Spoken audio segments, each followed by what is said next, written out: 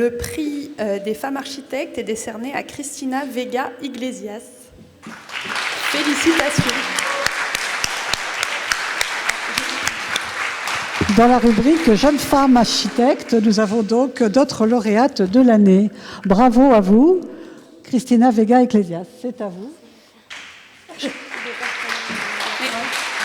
la présente juste en 3 mots. Oui. Okay. Alors, c'est à Las Palmas des Grandes Canarias, en Espagne, que Cristina Vega Iglesias a étudié et obtenu son diplôme d'architecte. Elle y a également eu sa première expérience professionnelle en tant qu'architecte. De là, elle a rapidement pris conscience qu'elle souhaitait pratiquer l'architecture autrement et elle a décidé de venir vivre et travailler en France. Elle s'est associée afin de créer son propre atelier d'architecture, l'atelier Burla et Vega Architectes. Depuis, elle pratique une architecture sobre et fonctionnelle avec le même engagement, quelle que soit l'échelle du projet. Ce qui nous a séduit. Félicitations.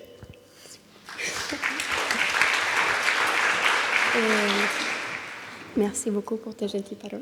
J'espère être à l'auteur. Et bonjour, merci à tous. Et tout d'abord, avant de présenter d'une façon sommaire les 5 projets, j'aimerais bien vous expliquer ce qu'il est pour moi un peu l'architecture.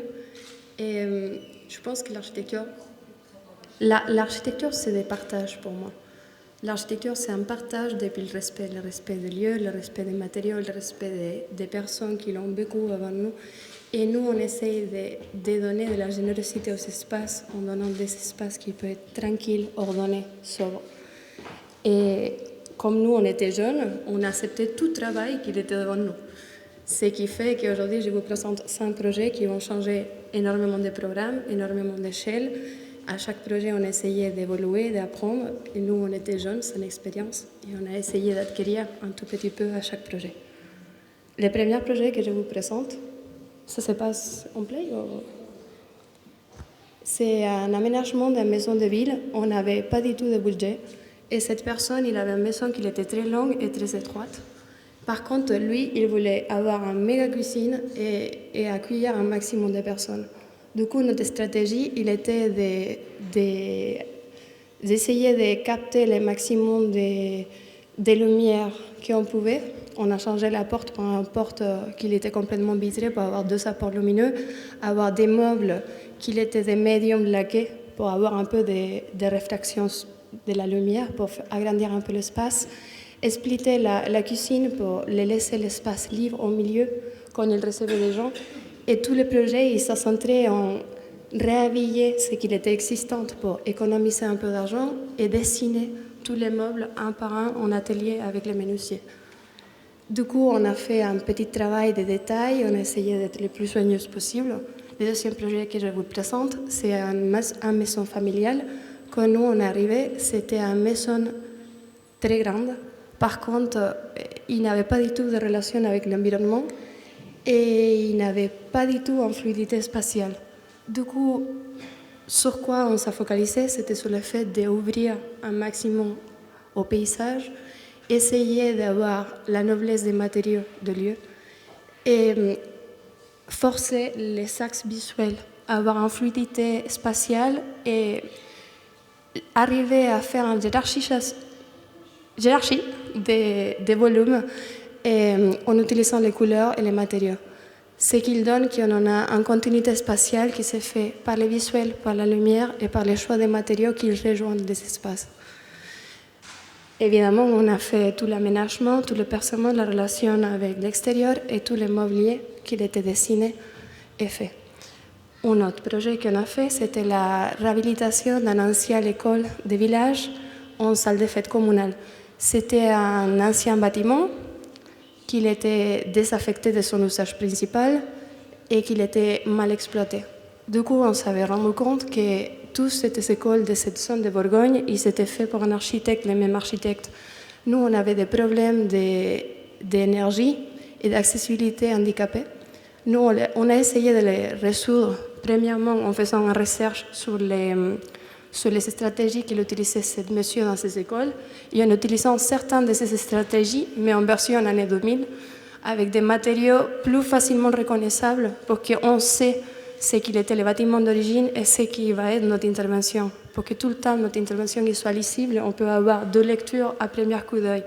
En même temps, on a essayé d'intégrer l'espace de préau qui ne s'exploitait pas pour donner un plus grande amplitude à la salle et le relier avec l'espace extérieur pour une postérieure utilisation.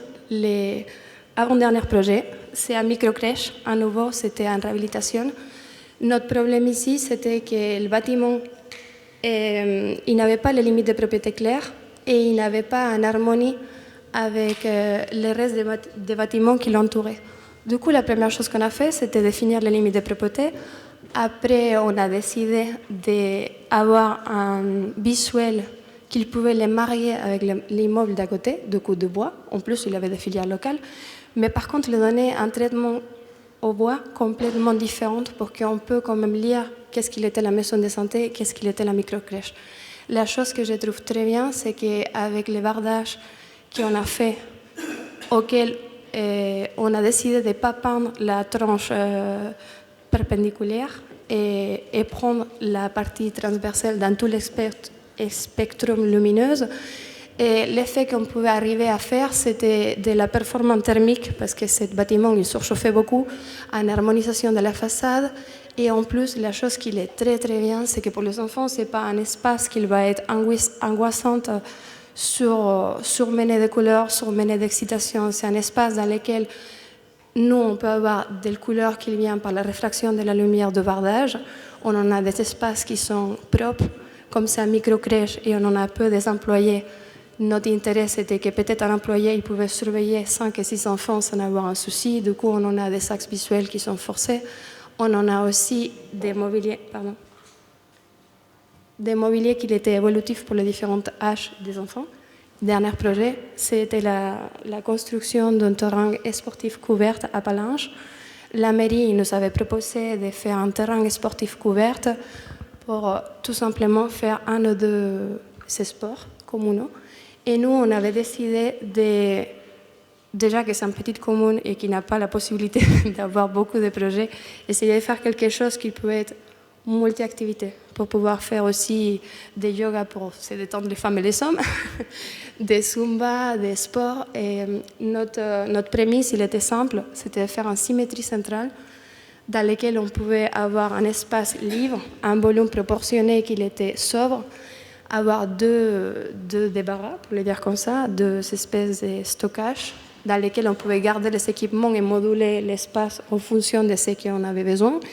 Et ces 2 porches qui nous permettent d'ouvrir avec le stade et les jours que la mairie il veut utiliser ce bâtiment pour faire des marchés couverts ou des fêtes locales, il pourra comment le faire.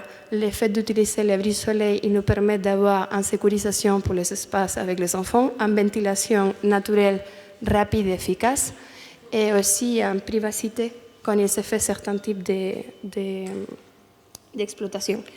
Dernière chose que je dirais, c'est nous, on a dû le faire en polycarbonate. La personne de polycarbonate, qui est le prescripteur qui est venu, il me vendait un produit qui s'appelait polycarbonate double pot. Nous, on trouvait l'idée intéressante, mais il ne faut pas prendre ce produit. Il faut se faire la double pot soi-même. C'est la chose qu'on avait fait ici. Parce que comme ça, on pouvait traiter la lumière exactement comme on voulait. On avait décidé de faire un double pot dans lequel on avait un filtrage des rayons UV et après une diffusion des rayons, ce qu'il fait qu'à l'intérieur, on a tout le temps une diffraction de la lumière qui fait un aspect volumétriquement parlant et lumineusement parlant uniforme. Et voilà, c'est tout. Merci à tous.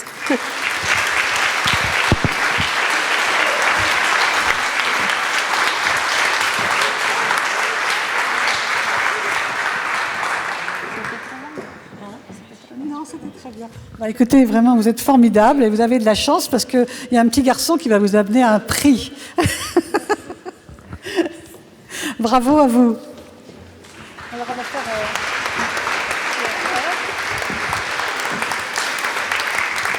avec votre prix. Alors, voilà la 10e édition des Jeunes Femmes Architectes. Bravo à vous, vous êtes vraiment remarquables.